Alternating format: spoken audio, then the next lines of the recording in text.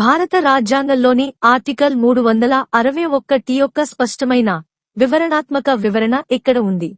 భారత రాజ్యాంగంలోని article 361 part 19 వివిధ విషయములు లో ఒక ముఖ్యమైన స్థానాన్ని ఆక్రమించింది. ఎందుకంటే ఇది యూనియన్ మరియు రాష్ట్రాల అత్యున్నత కార్యనిర్వాహక అధిపతులకు అంటే అధ్యక్షుడు మరియు గవర్నర్లు మరియు గతంలో రాజ్ ప్రముఖులు మంజూరు చేసిన రాజ్యాంగపరమైన మినహాయింపులు మరియు రక్షణలను నిర్దేశిస్తుంది.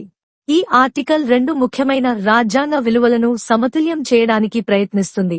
ఉన్నత రాజ్యాంగ కార్యాలయాల గౌరవం మరియు స్వాతంత్ర్యం మరియు ప్రజాస్వామ్య వ్యవస్థలో చట్టపాలన, అధికారిక చట్టాలకు న్యాయపరమైన జవాబుదారీతనం నుండి రక్షణ. ఆర్టికల్ 361లోని క్లాజు 1 ప్రకారం అధ్యక్షుడు లేదా గవర్నర్ తమ కార్యాలయం యొక్క అధికారాలు మరియు విధులను వినియోగించడం మరియు నిర్వహించడం కోసం ఏ కోర్టుకు జవాబుదారీగా ఉండరు. దీని అర్థం కోర్టులు తమ అధికారిక సామర్థ్యంలో తీసుకున్న చర్యలకు సంబంధించి వారిని ప్రశ్నించలేవు లేదా పిలిపించలేవు. ఈ రక్షణ వెనుక ఉన్న హేతువు ఏమిటంటే ఈ ఉన్నత రాజ్యాంగ అధికారులు తమ విధులను స్వేచ్ఛగా, స్వతంత్రంగా మరియు వ్యాజ్యం లేదా వేధింపుల భయం లేకుండా నిర్వహించగలరని నిర్ధారించడం. అయితే ఈ రక్షణ సంపూర్ణమైనది కాదు. మొదటి నిబంధన ఆర్టికల్ 61 ప్రకారం అభిశంసన ప్రక్రియ ప్రారంభించినప్పుడు అధ్యక్షుడి ప్రవర్తనను సమీక్షించవచ్చని స్పష్టంగా పేర్కొంది. అటువంటి విచారణను భారత పార్లమెంటు ఉభయ సభలలో దేని ద్వారానైనా నియమించబడిన కోర్టు, ట్రిబ్యునల్ లేదా సంస్థ నిర్వహించవచ్చు. అందువల్ల సాధారణ పరిస్థితులలో కోర్టులు అధ్యక్షుడిని నేరుగా ప్రశ్నించలేవు. అభిశంసన యంత్రాంగం ద్వారా రాజ్యాంగ జవాబుదారీతనం నిర్ధారించబడుతుంది.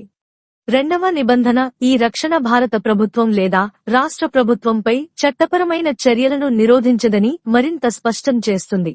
అందువల్ల వ్యక్తిగత పదవిలో ఉన్న వ్యక్తికి రక్షణ ఉన్నప్పటికీ రాష్ట్రం చట్టం ప్రకారం జవాబుదారీగా ఉంటుంది. పదవీ కాలంలో క్రిమినల్ చర్యలపై నిషేధం. క్లాజు 2 స్పష్టమైన నిషేధాన్ని విధిస్తుంది. అధ్యక్షుడు లేదా గవర్నర్ వారి పదవీకాలంలో వారిపై ఎటువంటి క్రిమినల్ చర్యలు ప్రారంభించబడవు లేదా కొనసాగించబడవు. ఇది అత్యున్నత రాజ్యాంగ కార్యనిర్వాహకులు పదవిలో ఉన్నప్పుడు క్రిమినల్ వ్యాజ్యాల ద్వారా పరధ్యానం చెందకుండా లేదా బలహీనపరచబడకుండా నిర్ధారిస్తుంది.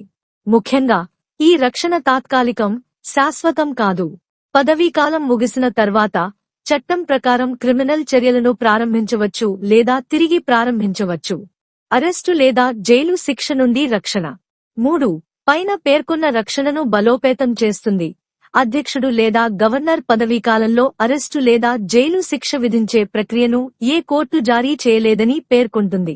ఈ నిబంధన ఈ రాజ్యాంగ పదవుల గౌరవాన్ని మరియు నిరంతర పనితీరును కాపాడుతుంది మరియు సంస్థాగత ఇబ్బంది లేదా అస్థిరతకు కారణమయ్యే పరిస్థితులను నివారిస్తుంది.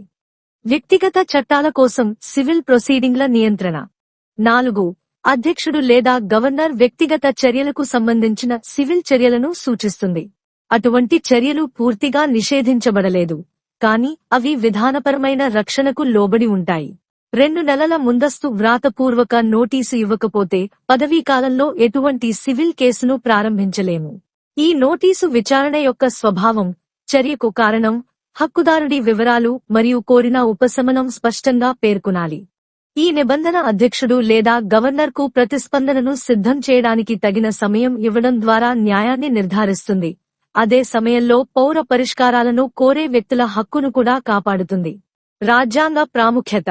ఆర్టికల్ 361 అధ్యక్షుడు లేదా గవర్నర్లను చట్టానికి అతీతంగా ఉంచదు. బదులుగా రాజ్యాంగ పాలనను రక్షించడానికి వారి పదవీకాలంలో తక్షణ చట్టపరమైన నిర్బంధానికి అతీతంగా ఉంచుతుంది.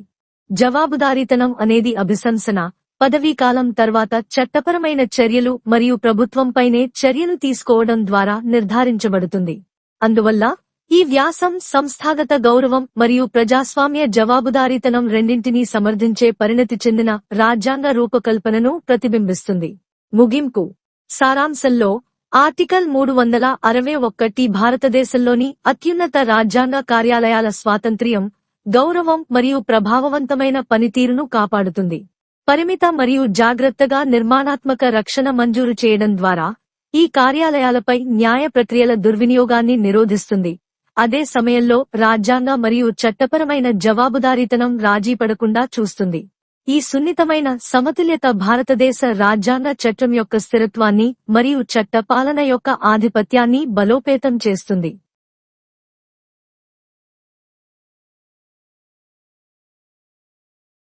భారత సంవిధానము భాగము 19 వివిధ విషయములు. ఆర్టికల్ 361 రాష్ట్రపతికి, గవర్నర్లకు మరియు రాజ ప్రముఖునకు రక్షణ. 1.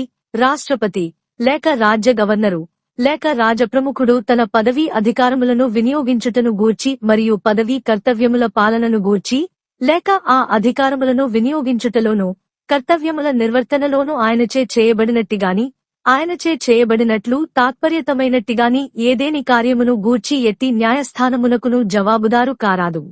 అయితే 61వ అనుచ్ఛేదము క్రింద ఆరోపణను దర్యాప్తు చేయుటకు పార్లమెంటు యొక్క ఏ సదనముచేగాని నియమించబడిన లేక పేర్కొనబడిన ఏదేని న్యాయస్థానము, ట్రిబ్యునలు లేక నికాయము రాష్ట్రపతి యొక్క నడవడిని పరిశీలించవచ్చును. అంతేగాక భారత ప్రభుత్వముపైగాని ఏదేని రాజ్య ప్రభుత్వముపైగాని సముచితమైన చర్యలను గైకొనుటకు ఏ వ్యక్తికైనను గల హక్కును ఈ ఖండములో నున్నదేదియు పరిమితపరచునట్లు అన్వయించబడరాదు.